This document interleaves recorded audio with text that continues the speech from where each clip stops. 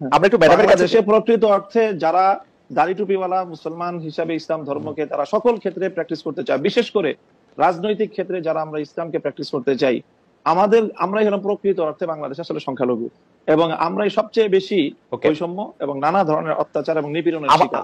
এবং আমাদের এই নিপীড়নের বিরুদ্ধে কখনোই সমাজের এই যে সাধারণ শিক্ষা ব্যবস্থার যারা শিক্ষক মহোদয় আছেন বা অন্যান্য একটা সোচ্চার কখনো আমরা পাই। আচ্ছা, আমরা এটা অধ্যাপক মাহবুবকে জানতে চাইবো। আমি একটু আপনার কাছ থেকে এটা জানতে চাই যে ধরেন বাংলাদেশে আপনি যে ধরনের রাষ্ট্র ব্যবস্থা কায়েম করতে যাচ্ছেন, ধরেন যে খিলাফা, সেই খিলাফা আসলো, তাহলে কি আপনারা এই যে ধরেন কালী পূজার কথা বলা হলো সেগুলি বন্ধ করে দিবেন? যে না, রমনায় বা বন্ধ হবে কেন, সেগুলি করতে দিবেন? সেগুলি করতে দিবেন। প্রত্যেক ধর্মাবলম্বীর যার যার ধর্মীয় রীতি অনুযায়ী তার সে ধর্মীয় স্বাধীনতা ভোগ করবে, তার জানমালের নিরাপত্তার যে বিষয়গুলো আছে ইসলামী রাষ্ট্র ব্যবস্থা, ইসলামী রাজনৈতিক যে বন্দোবস্ত, সেখানে অন্য ধর্মাবলম্বীদের ধর্ম পালনের শুধু স্বাধীনতা নয় বরং নিরাপত্তা নিশ্চিত করা হয়েছে, এবং সেই নিরাপত্তা অবশ্যই বাস্তবায়ন করা হবে। তাদেরকে কি জিজিয়া কর দিতে হবে?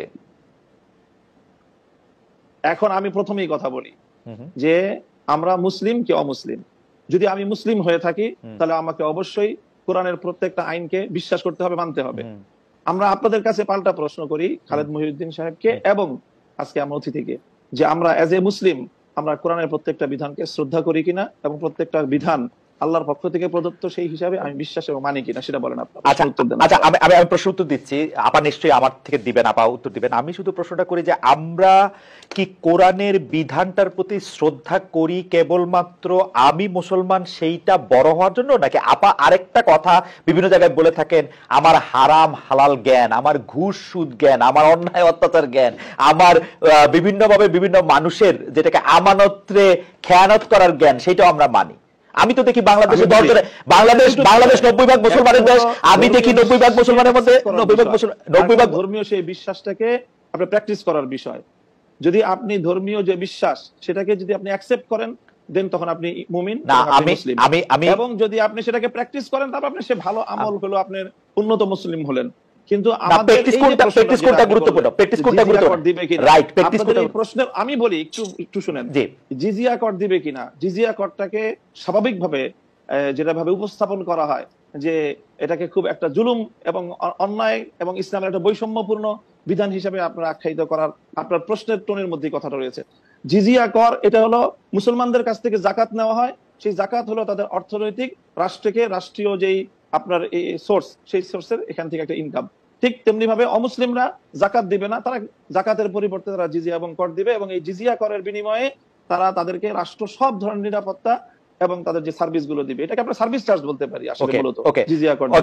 অধ্যাপক তাসনিম শরীফ মাহবুবের কাছে আমি শুধু জানতে চাইছিলাম যে জাকাত যেমন একটা নির্দিষ্ট পরিমাণ ধন সম্পত্তি থাকলে সেই নির্দিষ্ট পরিমাণ ধন সম্পত্তির উপর ভিত্তি করে জাকাত দেওয়াটা জিজিয়া করো কি তাই? জিজিয়া কর হলো একটা চুক্তির ভিত্তিতে এবং যৌক্তিক পরিমাণে, মানে পক্ষ থেকে নির্ধারণ করা হয় যে মাথা পিছু সবার জন্য কোন পর্যায়ে কতটুকু সামর্থ্য থাকলে কতটুকু দিবে, এবং সামর্থ্যের বাইরে যদি কারো উপরে জিজিয়া কর আরোপ করা হয় তাহলে সেক্ষেত্রে কোরআন এবং হাদিসে সুস্পষ্টভাবে রাষ্ট্রকে নিষেধ করা হয়েছে, এবং যে এই আইন করবে একজন ব্যক্তির উপর সামর্থ্যের বাইরে যদি তার কাছ থেকে সার্ভিস চার্জ নেওয়া হয়, জিজিয়া কর নেওয়া হয়, তাহলে সেই আইন বলবৎ করা যাবে না। ইসলাম গত 3 মাসে কিন্তু আরো কিছু ঘটনা খবর পেয়েছি যেখানে রাস্তায় চলাচল নারীরা আক্রান্ত হয়েছেন, পোশাক নিয়ে নারীদের কটূক্তি করা হয়েছে বা হচ্ছে। এসব ঘটনায় আপনাদের ক্ষেত্রে আপনাদের সমর্থন কি আছে? অনেক ক্ষেত্রে তৌহিদি জনতার কথা বলা হয়েছে, আমি একটু শেষ করি, তো অনেক ক্ষেত্রে তৌহিদি জনতার কথা বলা হচ্ছে। এই তৌহিদি জনতা আসলে কারা, তাদের আপনি চেনেন কিনা, জানেন কিনা? জনাব মামুনুল হক। আমি তৌহিদি জনতার পরিচয়ে যাচ্ছি না। আমি প্রথম আপনাদের এবং আমাদের আজকে সম্মানিত অতিথি যে কথাগুলো বললেন সেই কথাগুলো সমাজের খুবই একেবারে বিচ্ছিন্ন কিছু ঘটনা, আর এর বিপরীত দিকে আমরা এই দেশে এই মানে প্রকৃত অর্থে যারা প্র্যাকটিসিং মুসলিম, আমরা আমাদের বেশভূষায় এবং লেবাস পোশাকে আমরা যে কতটা এখানে নানাভাবে বৈষম্যের শিকার, হেনস্থার শিকার, তার খুব কম দৃষ্টান্তই আপনারা মিডিয়াতেও আনেন, আর আপনাদের এই সাধারণ যেই যারা মহলে চলাফেরা করেন আপনাদের খুব কম আমার মনে হয় এটা জানাশোনা আছে। এই যে কালী পূজার যে দৃষ্টান্ত উনি আনলেন, আমি যদি এর বিপরীতে দৃষ্টান্ত আনি যে বাংলাদেশের বুয়েটের মতো একটা শিক্ষা প্রতিষ্ঠানে সেখানে সব ধরনের গান বাদ্য ইত্যাদির অনুষ্ঠানগুলো দেদারসে হচ্ছে, কখনোই সেখানে এটা নিয়ে কখনো কোনো সময় পারমিশনের ক্ষেত্রে কোনো বিধিনিষেধ হচ্ছে না, অথচ তারা একটা কোরআনের তাফসিরের আলোচনা করতে গিয়ে অনুমতি চেয়েছিলেন। রাসূল সাল্লাল্লাহু আলাইহি ওয়াসাল্লামের জীবনী আলোচনার মতো খুব একটা সাধারণ মানের ধর্মীয় অনুষ্ঠান আয়োজন করার পারমিশন চেয়েও বুয়েটের কর্তৃপক্ষের কাছ থেকে সেই অনুমোদনটা পাননি। এটা সকল মিডিয়াতে এসেছে। ঢাকা বিশ্ববিদ্যালয়ের কথা যদি বলি, এই ঢাকা বিশ্ববিদ্যালয়ে আপনার কত বছর, কত যুগ পর্যন্ত ইসলামের নামে কোনো ছাত্র সংগঠনকে আপনারা একটা প্রোগ্রাম করতে দেয় নাই, অথচ সেখানে অন্য সব ধরনের ছাত্র সংগঠনগুলো তারা কার্যক্রম পরিচালনা করছে। কমিউনিজমের মতাদর্শের যারা তারা করতে পারবে, অন্যান্য তারা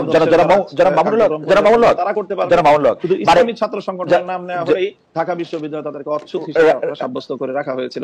এই বিষয়ে তো কোনোদিন ওনারা কথা বলেন। একটু জানতে চাইছি যে ইসলামের নাম নিয়ে কোনো প্রোগ্রাম ঢাকা বিশ্ববিদ্যালয় হয় না, কিন্তু অন্য কোনো ধর্মীয় আলোচনার বা কোনো এরকম কোনো প্রোগ্রাম কি হয়েছে? মানে আসলে তো ইসলামের নিয়ে অনেক ধরনের প্রোগ্রাম ঢাকা বিশ্ববিদ্যালয়ে হয়েছে, সেটা আমি জানি ইসলামের নিয়ে অনেক কিছু হয়েছে। ব্যাপকভাবে দেখেন, প্রায় প্রতিটি হলেই খুব সুন্দরভাবে সেখানে হিন্দু ধর্মাবলম্বী সংখ্যা কত সেটারও কোনো হিসাব করা হয় না। তাদেরকে নির্বিঘ্নে হলের মধ্যে জাঁকজমকপূর্ণভাবে তারা পূজার আয়োজন করছে। আমি জনাব মামুনুল হক ঢাকা বিশ্ববিদ্যালয়ের ব্যাপারটা একটু বলি।